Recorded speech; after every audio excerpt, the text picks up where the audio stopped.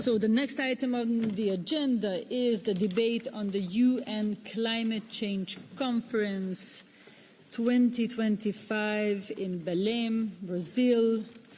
It's called COP30, all these abbreviations. So I have the pleasure to welcome our guests, our guest of honor, Antonio Decaro, who is chair of the ENVI committee in the European Parliament. Welcome. And also Anna Toni, who is CEO of the COP30 presidency. She will be with us online. And of course, the rapporteur, I see her, Nadia Pellefigue. Welcome.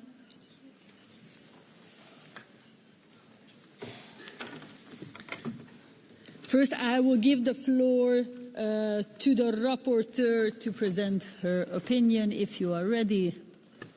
Perfect. Yes, Madam President, dear Kata Tuto, Madam President of COP30, I guess she was there online. Mr. President of the ENVI Committee of the European Parliament, dear colleagues, good morning, everyone. First of all, I would like to warmly thank each of the speakers who took the floor before me for their commitment, because there is a big relation between all subjects. I would also like to thank the entire team that supported me in drafting this opinion, my expert, Goxen Sain, as well as all of you who contributed effectively to improving it. I will now continue in French, and I would like to thank the interpreters in advance for their work. 68. Ce ne sont pas les chiffres en Celsius ou en Fahrenheit des degrés qui sont caniculaires depuis ces quelques jours. 38, c'est 38%, c'est la baisse de nos émissions de gaz à effet de serre en Europe depuis 1990. 68, c'est 68%. C'est la croissance de notre PIB en Europe sur la même période. Se donner des objectifs environnementaux ambitieux n'est pas un frein, c'est même la condition à une croissance et une qualité de vie de nos territoires et de ceux qui les habitent. Oui, une Europe verte et compétitive, c'est possible. Certains, je le sais, doutent encore des COP, de l'accord de Paris, d'autres même, plus loin, s'en retirent ou disent leur volonté de s'en retirer. Mais sans cet accord, nous serions sur une trajectoire à plus 4 degrés. Aujourd'hui, nous sommes entre plus 2,5 et 3 degrés. C'est un progrès tangible. Mais il nous faut aller plus loin, il nous faut aller plus vite. Au moment où je vous parle ici, où nous sommes ici rassemblés, plus de 2000 écoles sont fermées en France. 80 écoles sont fermées dans ma ville, à Toulouse, en raison de températures dans des classes qui dépassent 35 degrés dès 10 heures le matin. Toulouse, c'est la capitale de la région Occitanie que j'ai l'honneur de représenter ici. C'est une région de 6 millions d'habitants, qui est plus grande que 12 pays de l'Union européenne. Nous y accueillons le siège mondial d'Airbus, qui est une fierté, un fleuron industriel européen, en tant que leader constructeur aéronautique. Mais à la vérité, notre premier pilier économique, c'est l'agriculture et l'agroalimentaire, dont nous avons vu hier, dans l'excellent rapport et débat que vous avez conduit, Madame la Présidente, l'impact des changements et des règlements climatiques. En adoptant un Green Deal local dès 2018, nous avons voulu protéger notre territoire, ses habitants et leurs emplois. Partout, les signes de l'urgence climatique se multiplient. Hier, nous avons adopté un rapport essentiel sur l'eau, comme l'avait présenté avant aussi mon collègue André Viola. Nombre de territoires font face à la raréfaction de l'eau, parfois à leur absence totale, comme c'est le cas à Ajaccio ou Calvi, où il n'a pas plu depuis des mois. Hier encore, notre collègue de Tchéquie témoignait des inondations. Nous nous souvenons tous des drames vécus à Valence, en Espagne. L'Allemagne aussi est confrontée à des vagues de chaleur, et à Mannheim, il faisait plus de 40 degrés, les routes sont déformées et du coup les trains sont retardés. Même ici à Bruxelles, on m'a dit qu'hier l'Atomium, symbole européen, avait fermé en raison de la chaleur. Voilà la réalité. Voilà ce que vivent nos territoires. Voilà pourquoi nous devons faire de la COP30 un moment d'ambition et de responsabilité en plaçant les collectivités au cœur des décisions. Les récentes négociations de Bonn l'ont montré. Les divergences restent profondes. Mais les collectivités régionales et locales, elles avancent. Parce que nous sommes en première ligne.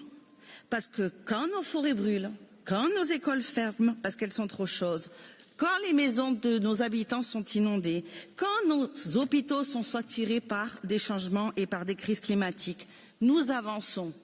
Parce qu'en réalité, nous n'avons pas le choix. Parce que nous sommes en contact direct des populations qui nous appellent à leur secours et à leur soutien. Le Brésil, pays hôte de la COP30 et l'Union européenne ont entre leurs mains une occasion historique. Transformer cette COP en un véritable tournant. Garder l'objectif de 1,5% à portée de main, rendre crédibles nos engagements. La future contribution déterminée au niveau national, la CDN de l'Union européenne, doit refléter pleinement notre ambition. Elle doit s'appuyer sur l'objectif de réduction d'au moins 90% des émissions d'ici 2040. Les flexibilités prévues ne doivent pas être un prétexte à renoncer. Le Comité européen des régions contribuera à porter la voix des territoires. La diplomatie climatique ne peut plus les ignorer. Nous sommes prêts à agir, à coopérer, à peser. Dans ce contexte, l'annonce d'un forum des dirigeants locaux à la COP30 est une avancée importante. Ce forum a montré que les territoires inventent déjà des solutions. Avec ce rapport, nous appelons l'Union à reconnaître le rôle central des collectivités et de la diplomatie subnationale dans la CDN et le mandat de négociation. Les territoires sont les meilleurs alliés de l'Europe dans cette bataille. À la COP30 à Belém, nous devons franchir un nouveau cap. Les collectivités sont prêtes. Il est temps de leur donner toute leur place. Je vous remercie. Merci beaucoup.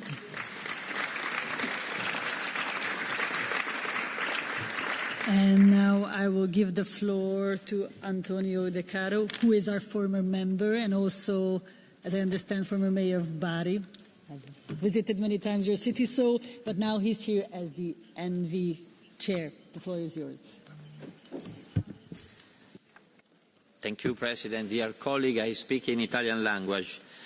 E sono felice di essere seduto in questa assise anche con un ruolo diverso rispetto al mio recente passato che ricordavi prima, Presidente. Come ho detto qualche volta, la fascia tricolore del sindaco ti resta quasi tatuata sulla pelle. In Italia si usa la fascia tricolore, anche quando si vestono ruoli diversi ti resta attaccata sul corpo. E come ti ho detto ieri, Presidente, i rappresentanti degli enti locali e dei territori sono interlocutori privilegiati del Parlamento europeo, perché voi avete nelle mani la vita delle persone. Dalla capacità che avremo di dialogare insieme passa la possibilità di fare bene il nostro lavoro, ma anche di assolvere a quel dovere che è di rispettare il mandato e la fiducia che i nostri concittadini ci hanno consegnato. Oggi torno in quest'Aula per discutere con voi di un argomento importante a cui tengo in maniera molto particolare e che sto seguendo con grande attenzione nella Commissione Envi che presiedo da un anno. Tra pochi mesi a Belém, in Brasile,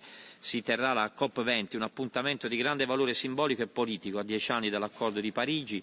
Tutti i Paesi dovranno presentare nuovi obiettivi di riduzione delle emissioni al 2035. Sarà un momento di bilanci, ma anche un'occasione per tracciare con chiarezza la rotta per il prossimo decennio, se vogliamo davvero mantenere viva la possibilità di contenere il riscaldamento globale almeno di 1,5 gradi centigradi, come è stato ricordato nell'intervento precedente. La COP30 però non può essere una conferenza come le altre, deve rappresentare un punto di svolta decisivo, più incisivo nel cammino verso la neutralità climatica. In questo contesto abbiamo accolto con favore la proposta della Commissione europea di fissare nella legge sul clima un obiettivo di riduzione delle emissioni del 90% entro il 2040 rispetto ai dati del 1990, è una tappa fondamentale per la strada verso la neutralità climatica al 2050, un obiettivo che ci chiama in causa tutti, perché abbiamo un dovere verso il pianeta che ci è stato consegnato e che stiamo vivendo oggi. Non ci possiamo permettere gli errori del passato. Gli impegni devono essere sostenuti da strumenti concreti, target settoriali chiari, meccanismi di attuazione efficaci, sistemi di monitoraggio trasparenti.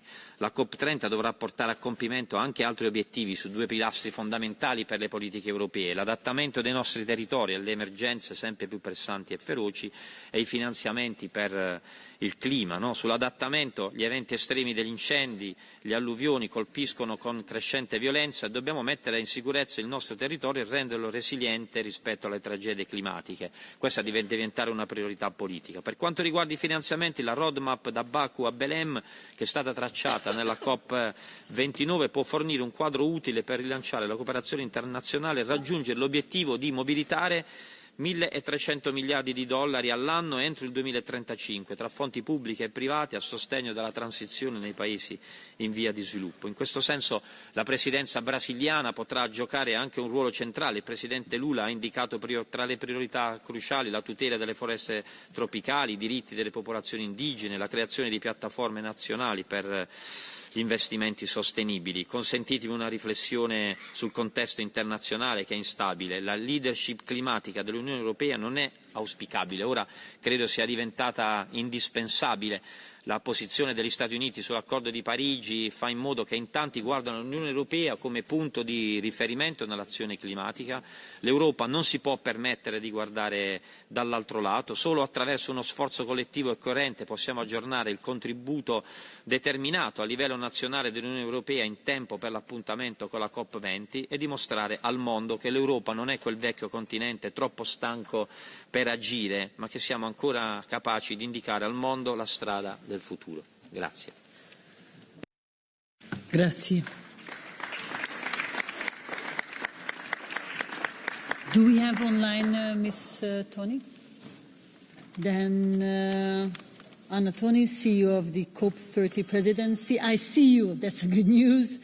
And I hope I will hear you. You will have the floor now. Thank you for being with us. Thank you very much. Good morning for everyone. It's a pleasure and an honor to be here at the European Committee of Regions with you to discuss COP30. First, I wanted to welcome everybody to Belém. I'm sure it will be a historical meeting with the help of all of us. And as was said by the previous speakers, at this very crucial moment of the global geopolitics, we need leadership. COP30, obviously Brazil is doing its bit, and as COP30 presidency, we will do our bit, but we can only do that together. And I think the big word for us is togetherness will be very important. Let me start on the key topics I believe COP30 will be judged upon.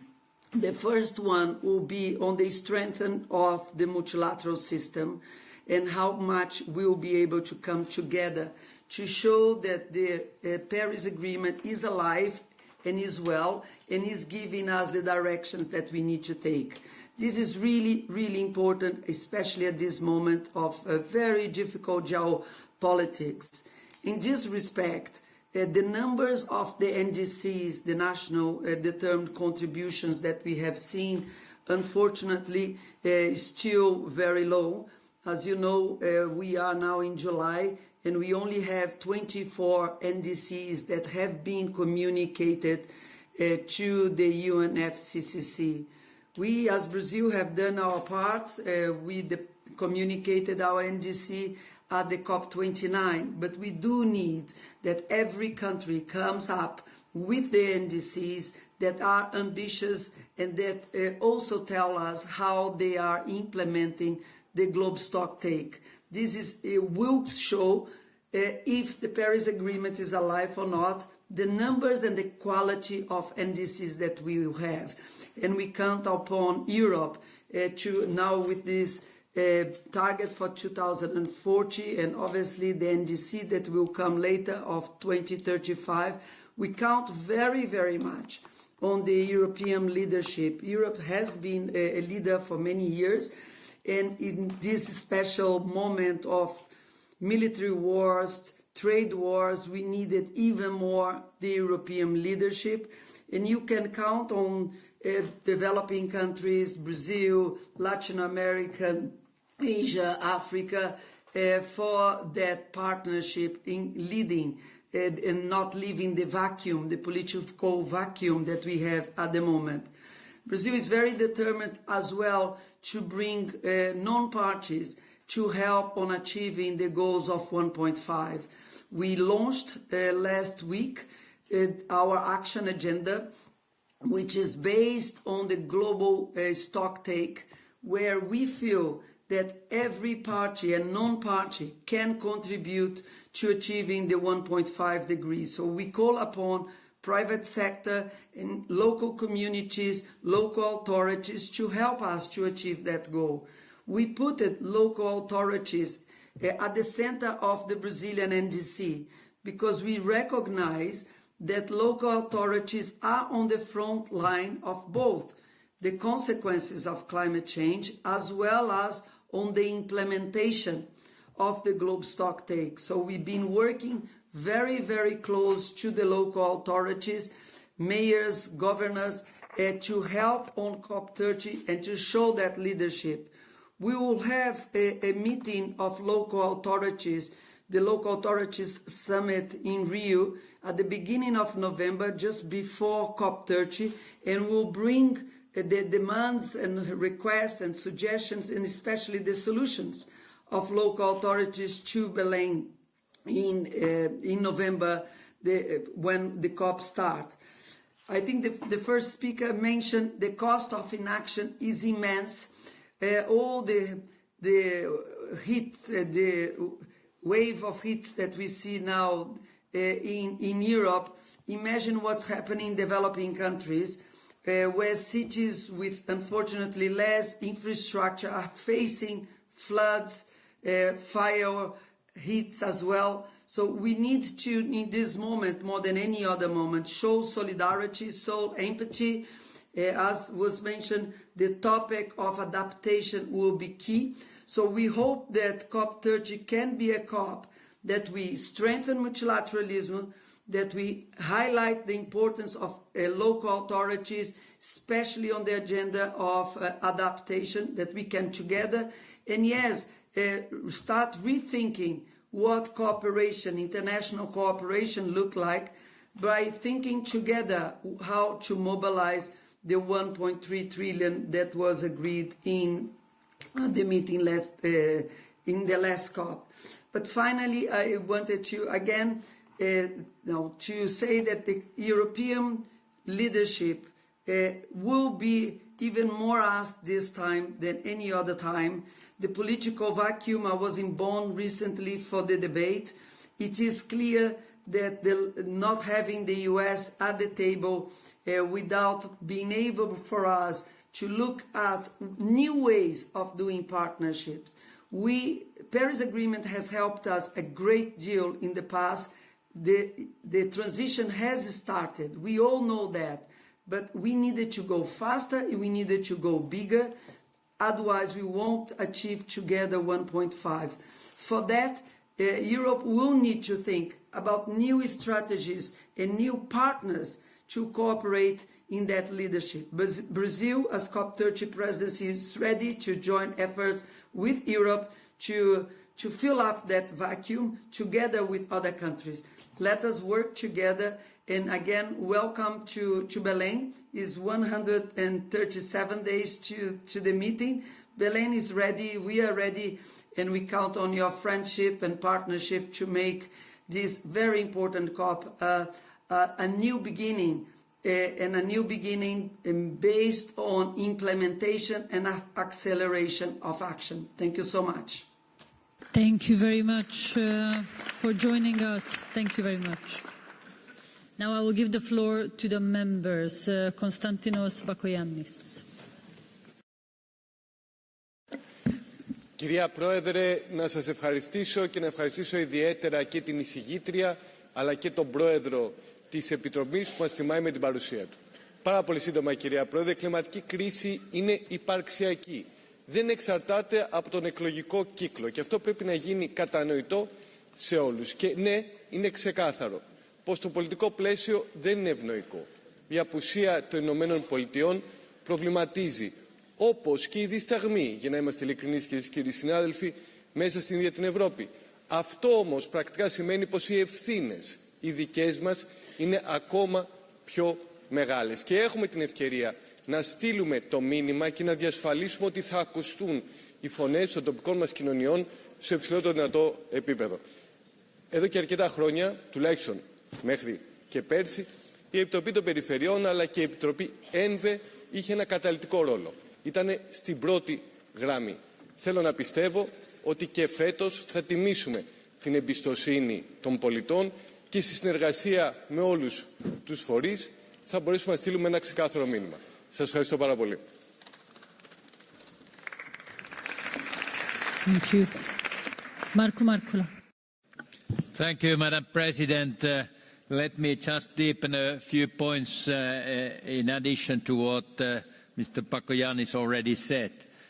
We need to understand that Europe stands at the moment at the crossroads. The convergence of climate change, rapid technological shifts, geopolitical turmoil and societal challenges has made one thing very clear, and that is that we need not just small incremental steps, we need a systematic transformation.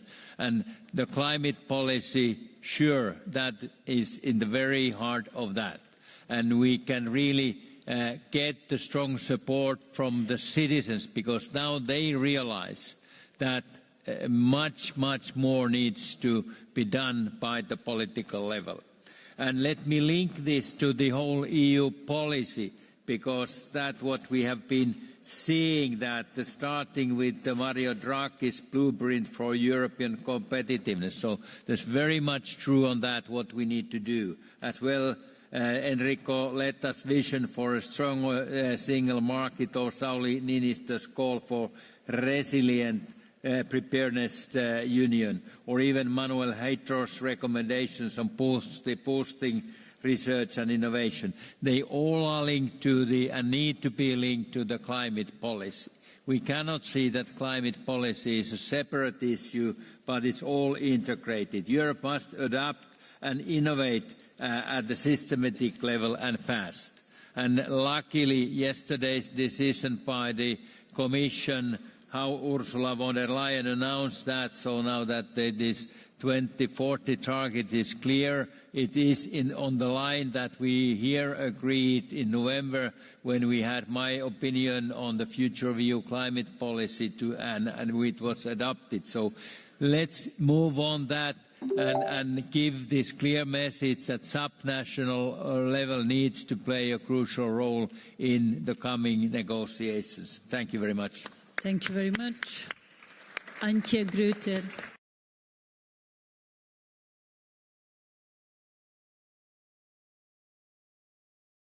Yeah, later. Okay. Claire Colleran-Molloy. Thank you, Madam President, and thank you, Rapporteur. Colleagues, let's be very clear. The science leaves no room for delay. On a day like yesterday, we all know this is not only about numbers. Like in many places across Europe, in Ireland, the climate crisis is no longer abstract. It is local, immediate and personal. In my own county of Clare, on the west coast of Ireland, the Atlantic coastline is disappearing into the sea. Coastal erosion and rising sea levels threaten our heritage, our livelihoods and entire communities. In County Cork, which is on the south side of the island, we've seen families displaced and businesses devastated by unprecedented floods, 3 so-called once-in-a-century events in the past decade alone. Our farmers, the stewards of our lands, are facing a changed climate, longer droughts, irregular rainfall and soil degradation. Crop reliability is decreasing while stress and costs are mounting. This is not just an environmental issue, it is a rural justice issue. But we are not standing still in Ireland, and across Ireland there's proof of what can be done when there is political will and European cooperation. As an example, in the Shannon Estuary, a region once known for heavy industry and emissions, we are building the future. Plans are underway to transform it into a renewable energy hub, combining offshore wind, green hydrogen and port infrastructure. The estuary will not just cut emissions, but it will create thousands of sustainable jobs, attract clean investment and will support Ireland's goal of becoming a net exporter of clean energy. At Moneypoint, which was once Ireland's last coal-fired power plant, we are turning a page. It is being redeveloped into a centre of green innovation. This is the just transition in practice, where fossil jobs will be replaced with clean, dignified work powered by European vision and investment. Our agriculture sector is adapting too. With EU-supported schemes such as the Acres, farmers are re-wetting peatlands, planting native trees and improving soil health. These efforts are cutting emissions while restoring ecosystems. They prove that nature-based solutions are real and effective. So yes, the path is difficult, as has been mentioned, but it is not impossible. We urge the EU to lead on climate finance. The Loss and Damage Fund must be operational and accessible before Belém. No empty pledges, real money delivered fairly. And finally, we must protect what is irreplaceable. The Amazon, like Ireland's peatlands and wetlands, is not just a carbon sink, it is a living system. Europe must support Brazil's efforts, including the Tropical Forest Forever facility, and invest in nature-based climate solutions. President, colleagues, the people of Ireland, and indeed Europe, are ready. Now we ask global partners to match our urgency with action. Thank you. Let Belém be the COP of delivery and not delay. Thank you. Thank you. The floor goes now to Antje Grote. Vielen Dank, Frau Präsidentin, sehr geehrter Herr Decaro, sehr geehrte Frau Toni, liebe Kolleginnen und Kollegen. Der Klimawandel ist da. Wir spüren ihn überall und die Wissenschaft ist eindeutig über seinen menschengemachten Ursprung. Die genauen Auswirkungen in der näheren und weiteren Zukunft kennen wir, trotz aller wissenschaftlicher Anstrengungen nicht. Aber wir haben eine Reihe von Hinweisen, was uns bevorstehen kann. Was auch klar ist, die Auswirkungen sind für verschiedene Länder oder Erdteile, manchmal auch für verschiedene Städte in derselben Region sehr unterschiedlich. Es gibt überall Zyniker, die sagen, ist doch schön, wenn es zum Beispiel bei uns im Norden weniger regnet und etwas wärmer wird. Aber wir wissen, dass die Erderwärmung enorme Auswirkungen, die für viele Menschen bereits heute katastrophal sind, und es wird es auch für uns sein werden. Deshalb müssen wirklich allen klar sein, dass nur Zusammenarbeit auf globaler Ebene uns weiterbringt. Aber es ist leider nicht selbstverständlich, wenn man sieht, dass sich einige Länder ganz daraus zurückziehen und auch die EU Gefahr läuft, in ihren Anstrengungen nachzulassen. Dabei sind alle Formen von Zusammenarbeit wichtig, auch wenn der Ausgleich von Interessen oft langsam und mühselig ist. Die UN-Klimakonferenzen sind ein Beispiel. Seit der ersten Konferenz of Parties in Berlin 1995 unter der Leitung einer gewissen Angela Merkel, damals Umweltministerin, haben sie sich ständig weiterentwickelt. Sie sind größer und immer wichtiger geworden, bis zum Höhepunkt vor 10 Jahren, dem Pariser Klimaabkommen, ein wirklich Meilenstein guter globaler Kooperation. Nadia Pellefigue hat es uns gesagt, ohne das Pariser Abkommen würde uns eine noch viel dramatischere Erwärmung bevorstehen. Deshalb müssen wir weiter darum ringen, wie man diese globalen Absprachen umsetzt und an neuere, leider auch immer dramatischere wissenschaftliche Erkenntnisse anpasst. Und wir brauchen globale Solidarität. Wir sind uns einig hier, dass lokale und regionale Behörden ein zentraler Baustein dieser weltweiten Bemühungen sein müssen. Aber wir brauchen auch eine EU, die und geschlossen vorangeht und zeigt, dass grüne Transformation sehr wohl mit Wettbewerbsfähigkeit vereinbar ist. Deshalb ist es höchst problematisch, wenn jetzt durch einzelne Maßnahmen der EU-Kommission der Eindruck entsteht, der Green Deal oder die Klimapolitik seien überholt und müssten zurückgedreht werden. Die anstehende COP im Amazonasgebiet in Brasilien zeigt, wie verletzlich das globale Ökosystem, aber auch das globale Politiksystem ist. Mit den USA, die wieder ausscheren, aber auch mit einem nachlassenden Interesse der Weltöffentlichkeit, weil so viele andere Krisen uns beschäftigen. Auch das System COP als solches mit tausenden Teilnehmenden und den riesigen Problemen bei der Infrastruktur, die globale Ungleichheiten weiter verstärken und dazu führen können, dass wichtige Stimmen nicht gehört werden, muss man kritisch hinterfragen. Natürlich macht es die COPs gerade auch für die Gegner globaler Klimapolitik angreifbar, wenn Zehntausende Menschen in den brasilianischen Urwald fliegen, wo extra ein neuer Hafen und neue Straßen gebaut werden müssen. Aber bei diesen legitimen Diskussionen dürfen wir die große Aufgabe nicht aus den Augen verlieren. Es gibt zu regelbasierten globalen Abkommen keine vernünftige Alternative. Und Städte und Regionen müssen dazu ihren Beitrag leisten, wie wir es mit der Stellungnahme von Nadia Pellefigue heute tun. Wir sind ambitioniert und erreichen die Menschen vor Ort, wo praktische Lösungen für Nachhaltigkeit und Klimaschutz entwickelt und erprobt werden. Wir müssen uns deutlich denjenigen, auch hier im ADR, entgegenstellen, die jetzt im Angesicht globaler Krisen und unter dem Motto Wettbewerb und Vereinfachung alle Maßnahmen und bereits verabredeten Gesetze attackieren, die auf Klimaschutz, Nachhaltigkeit oder soziale und globale Gerechtigkeit abzielen. Die EU muss ein Vorbild sein und Verantwortung übernehmen, und die Städte und Regionen sind aktiver Teil dieser Bemühungen, damit die Welt eine Chance hat. Vielen Dank. Vielen Dank. Karácsony Ádám.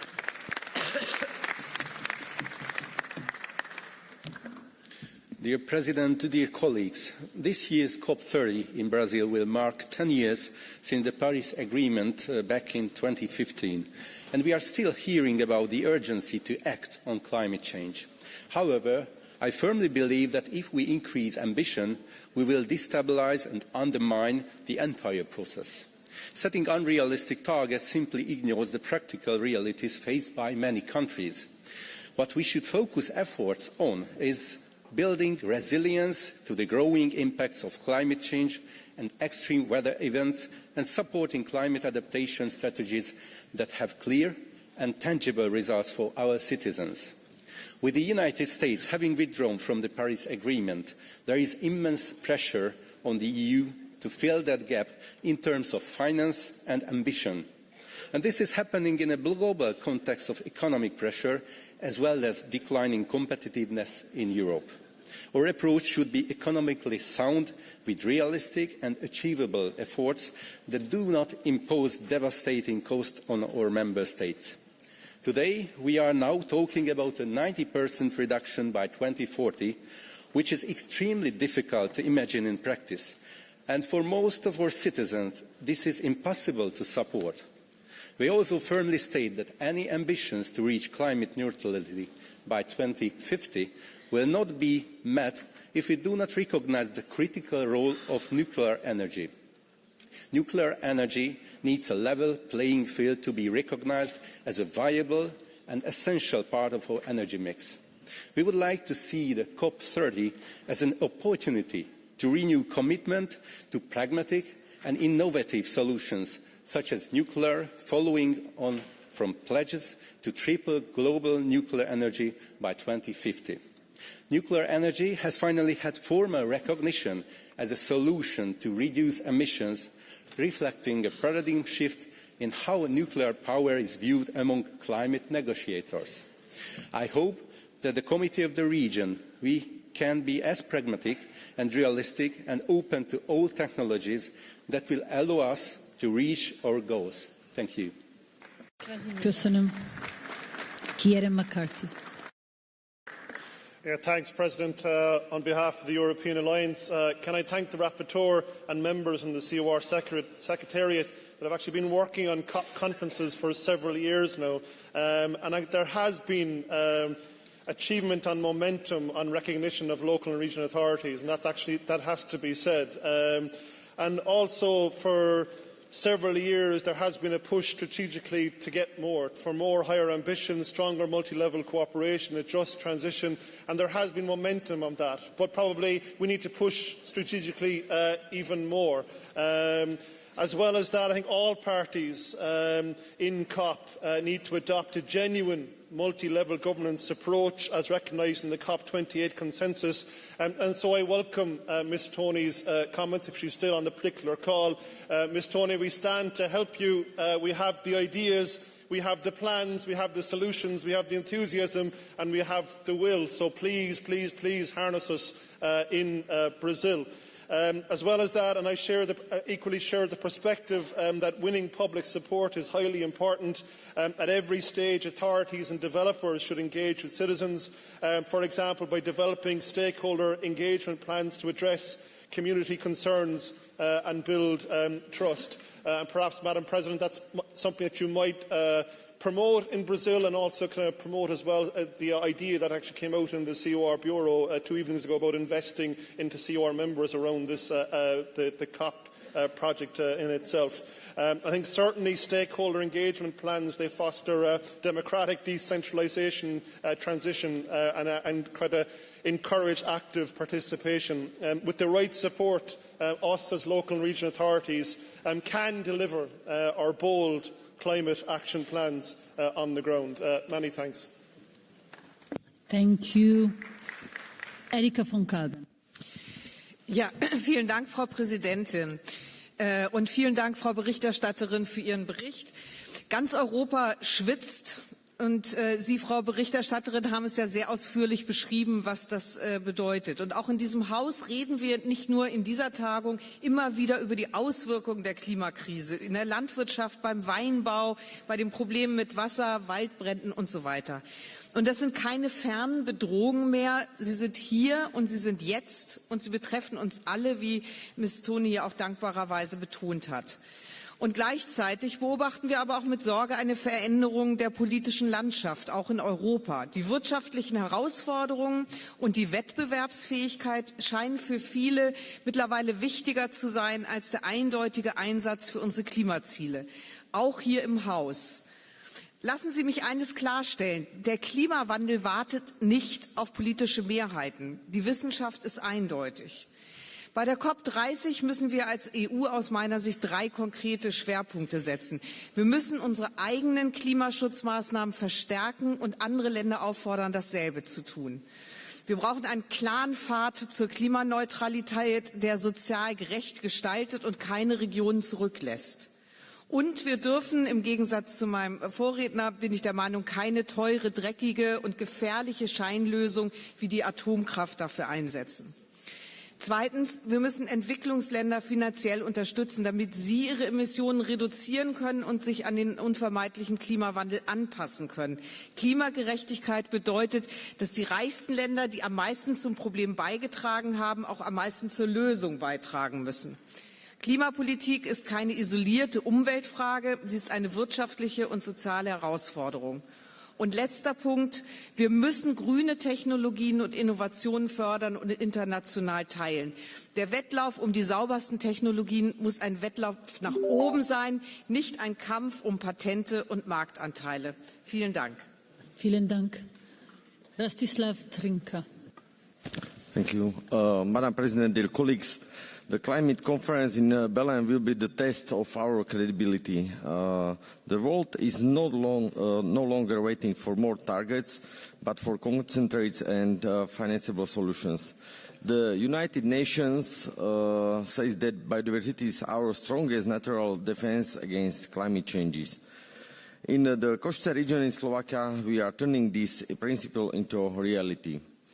In our forests, we are restoring the soil's ability to retain water. Independent measurements have confirmed that thanks to this, we retain almost 100% of rainwater, which means 400 million liters of water per year. I'm also using the practical experience in my role as a reporter for the opinion on nature credits. This is our proposal on how to mobilize private capital to finance nature-based climate solutions and fairly reward local actors. Our message to Belém is therefore clear. Solutions to the climate crisis are born in the regions. We are not just bringing targets, but functional and proven methods. Thank you. Thank you very much. Caroline Duane. Madam President, my hometown of Portlaoise is set to become Ireland's first low-carbon town centre. We've sought to reduce the impact of car use in our town, support more active travel through walking and cycling, and invest in infrastructure that supports these goals. The greatest success of this project is the creation and the rollout of 2 new dedicated bus routes through Portlaoise town, greatly relieving traffic through the town centre. However, for this work to continue, we must be supported financially. Currently, less than 10% of climate finance from global climate funds is spent on local action. I'm urging the President to call for more dedicated local and regional funding in Belém. Thank you. Thank you very much. Christopher Thompsons. Thank you, Madam. For Europe's green transition to succeed, EU rules must support, not complicate, the work of our cities and regions. Global ambitions must go hand in hand with local and regional self-governance. Today, overly detailed legislation risks stalling vital progress in areas like renewable fuels, district heating, energy systems and energy efficiency. Remember, Europe's local and regional actors are already delivering results in so many areas. These efforts must be recognized, not restricted by rigid top-down rules. But above all, the transition must happen with respect of local and regional self-governance and with citizens, not despite them. Too often, climate policy is felt as something done to people, not by them. As we approach COP30, Europe must speak with credibility. That means showing how climate ambition can be rooted in local action, democratic trust and real results. Let's not bury progress under more process. Let's build on it and take it with us to the global stage. Thank you. Thank you very much. Hanna Zdanowska. Uważam, że aktywna rola przedstawicieli Komitetu Regionów czyli władz lokalnych na szczytach klimatycznych powinna być jednym z priorytetów Komitetu Regionów. W żadnej innej sferze nie mamy tak silnego mandatu, mocnych argumentów przemawiających za uwzględnieniem samorządów przy stole negocjacyjnym.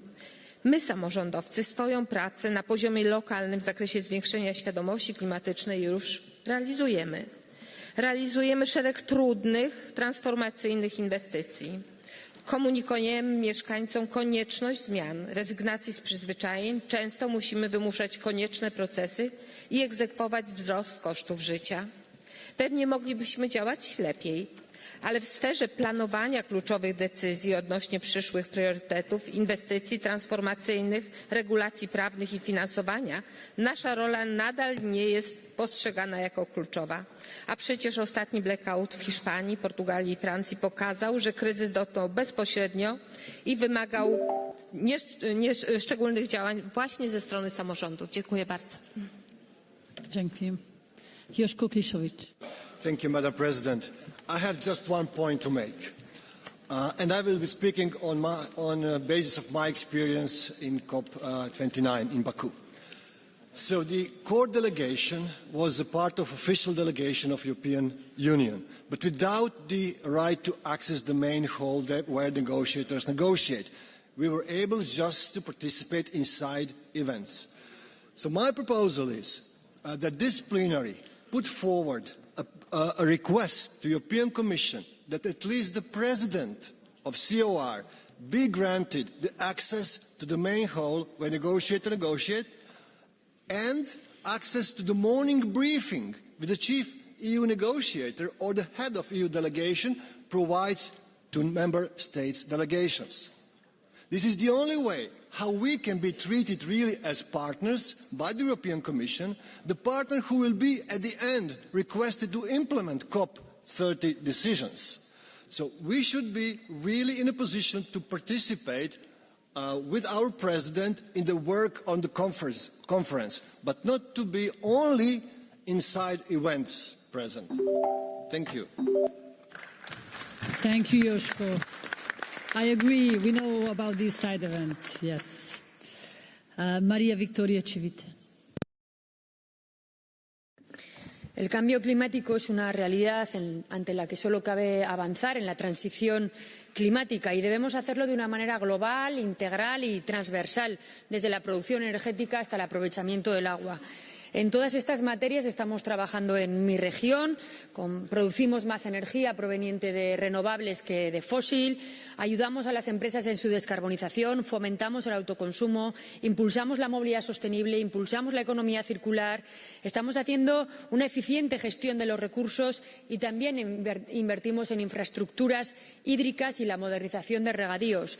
La transición climática creemos que puede ser una oportunidad para mejorar la competitividad de nuestras empresas, pero sobre todo para construir un modo de vida más sostenible. Así que ni un paso atrás y este es un compromiso que debemos adquirir todos. Muchas gracias. Muchas gracias. Piotr Kabecki. Szanowna Pani Przewodnicząca, Pani Sprawozdawczyni, Szanowni Państwo, wydaje mi się, że na COP30 powinniśmy zwrócić szczególną uwagę na odporność. Dużo mówimy o przyczynach, o zmianach klimatycznych, walką z emisją. Ja proponuję po doświadczeniu Walencji, której miałem zaszczyt przewodniczyć spotkaniu naszej Komisji NAT. Chciałbym zwrócić uwagę na to, abyśmy budowali świat odporny na zmiany klimatyczne i dramat, który się z tym wiąże, ponieważ w 1957 roku na rzece Turi wybudowano obwodnicę Walencji. Okazało się po 50 kilku latach, że ona nie wystarcza. Zmiany klimatyczne sprawiły, że zginęło 220 ludzi i myślę, że świat powinien zwrócić uwagę na to, jak bronić się przed zmianami klimatycznymi i to też powinien wybrzmieć jako nasz głos Komitetu Regionów. Dziękuję bardzo. Thank you. Mick Cahill. Thank you very much, President. I'll just start with the comment that all politics is local and the challenge facing Europe is very clear. The temperature in April 24 was warmer than any previous April on record. This isn't just a once-off. Between April 23 and 24, we lived through 11 months in a row where the temperature record was broken. The only way to challenge this change is from the ground up, through supports, through awareness and through education. In Ireland, local authorities continue to be the critical delivery body for climate change. They continue to be the level of governance that achieves the greatest public buy-in for climate action through the progressive policies. We need to be supported, not just in words, but through finance and other actions. I am urging the EU to ensure that the local ambitions are met with ambitious financial support brought to our regional structures and our local authority structures. Thank you very much. Thank you very much. The floor goes now to Thibault Le Chat-Vega. Merci Madame la Présidente. Alors moi, je vais vous parler des territoires qui sont des territoires oubliés de l'Union européenne. Des territoires qui, cumulés, font pourtant la taille du Portugal et qu'on oublie l'existence, qui sont les régions ultrapériphériques et en particulier les outre-mer français. Ces territoires qui sont les territoires les moins développés de l'Union, je rappelle qu'à Mayotte, le PIB par habitant est de 27% celui de la moyenne de l'Union européenne et qui sont pourtant les premiers territoires touchés par le changement climatique. Je rappelle que Mayotte a quasiment été rayée de la carte en décembre 2024 et qu'il y a quelques années, c'était le tour d'Irma, où des dizaines de morts et des milliards d'euros de dégâts ont eu à être déplorés. Alors, j'ai entendu lors des débats ces semaines dire que la COP30, c'est loin, que le Brésil, c'est loin de l'Europe. Le Brésil partage 750 km de frontières terrestres avec l'Union européenne, en Guyane, le territoire dont je suis vice-président. La forêt amazonienne, c'est loin. La forêt amazonienne, il y a 8 millions de forêts amazoniennes européennes en Guyane. Donc je vous remercie, Madame la rapporteure, d'avoir replacé ces territoires et d'avoir replacé les populations au centre de ces débats. Merci. Sari Rautio. Kiitoksia, arvoisa presidentti. Me keskustelemme nyt meidän kaikkien tulevaisuudesta. Me keskustelemme siitä, onko meillä sitä tulevaisuutta. Ja sen takia minäkin olen tosi iloinen, että eilen komissio piti kiinni siitä 2050-tavoitteesta ja se 90% pitää saada 2040 mennessä. Mutta kuten me tiedämme, Belém on yksi paikka maailmassa. Se on kaukana, kuten edellinen puhuja sanoi. Meidän pitää tehdä muutosta paikallisella tasolla, siellä missä me asumme, missä ihmiset elävät ja ovat. Minä toivon, että tämä talo, me kaikki edustajat, teemme vahvasti työtä ja keskustelemme, teemme muutosta joka paikassa, joten ensi syksynä haastan meidät kaikki siihen, että tämä muutos tehdään siellä paikallisella tasolla. Käydään niitä paikallisia keskusteluja, otetaan ihmiset mukaan, otetaan yritykset mukaan, tehdään muutos yhdessä. Kiitos. Kiitos. I will give the floor now to the young elected politician and we will close the debate. Krasimira Jovkova. Thanks for the word. Dear President, dear colleagues, as a young elected politician and a 27-year-old socialist, here today I want to be the loud voice of the young generation as well. I speak for young people who do not want to choose between decent jobs and a clean environment, between social justice and ecological sustainability. For us, there is no inseparable. There is no green transition without social transition. The climate crisis is not just an environmental problem. It is a question of justice. Let COP30 not be remembered as just another summit of good intentions, but as the moment we choose the brave path, the path toward a greener, fairer and more united planet. And we, the young generation, are ready to act. We are ready to fight. We are ready to build our future. Let us not forget, history is not written by those who wait, but by those who act. Thank you. Thank you very much. Now I will give the floor to the ENVI chair for a short reaction. Mr. Decaro, the floor is yours.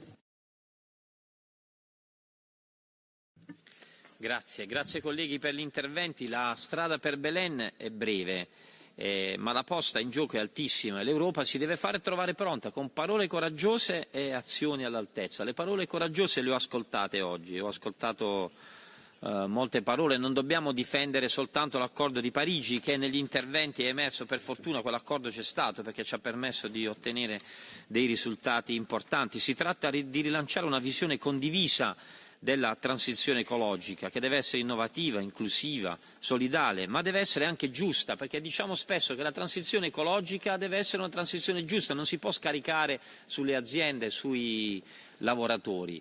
Il Green Deal nasce come un piano per la tutela dell'ambiente e il contrasto ai cambiamenti climatici, ma è anche un piano per la competitività delle nostre aziende europee. Avete citato, è stato citato nel secondo intervento, il piano Draghi, il piano Letta, parlano della necessità della competitività.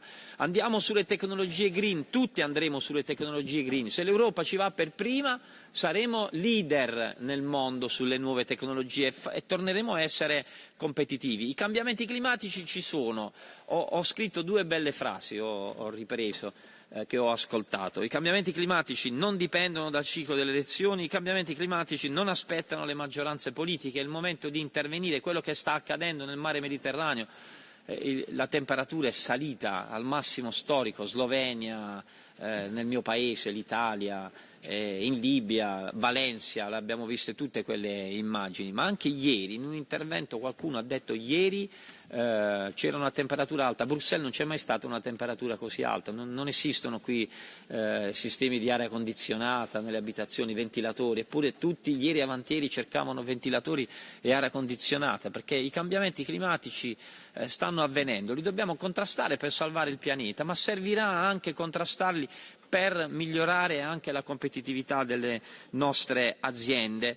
Nell'ultimo intervento la collega ha detto che la storia non la scrivono quelli che aspettano, la scrivono quelli che agiscono. Ecco, è arrivato il momento di dimostrare con i fatti che l'Unione Europea è pronta a guidare il mondo verso un futuro più giusto, più sicuro e più sostenibile. Grazie, thank you very much for joining us. I will give back the floor to Nadia. Thank you, dear President. J'ai retenu deux mots que vous avez les uns et les autres utilisés en complément de ce que vient de dire le président de la Commission envie au Parlement européen. Le premier, c'est action. Action parce qu'il y a urgence climatique, que cette question, c'est aussi une question sociale, une question économique. Savez-vous que la canicule actuelle coûte déjà un demi-point de croissance à l'Union européenne, mais qu'au-delà de ces points-là, il s'agit non pas d'une opinion, mais bien d'une nécessité absolue qui doit traverser l'ensemble des rangs de cet hémicycle. Le deuxième mot, c'est ensemble.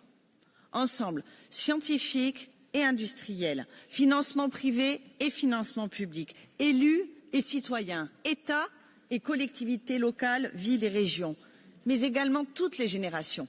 Et merci à notre jeune élue des IEP, Madame Jovkova, pour nous appeler à agir. Enfin, je vais vous appeler à réfléchir à une phrase issue d'un philosophe, Alain, de ce à quoi nous aspirons tous. Elle est extraite de Traité sur le bonheur. Il dit que le pessimisme est d'humeur et que l'optimisme est de volonté. Ici, il n'y a que des gens qui ont la volonté d'agir et qui agissent vraiment.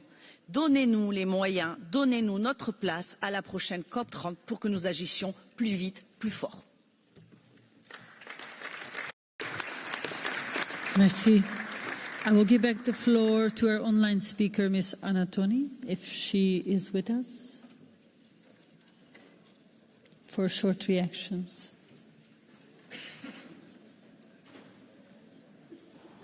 Hello? Yes. Can you hear me? Yes, I do. Thank you. Thank you so much for the debate. I feel the energy in the room. It's 5 o'clock in the morning in Brazil, and I really wanted to participate. When I got the invitation, I obviously thought, 5 o'clock. But we wanted, as COP30 presidency, we believe that change will come from the local level. So we wanted to make local authorities a leading partner in the fight against climate change. COPs are no silver bullets, but COPs are really important moments for us to see the next step that we needed to make. So we need to make COP30 a COP of the local action. And I love the young elected member that said that. Let us make history by action. Climate change is a silent war.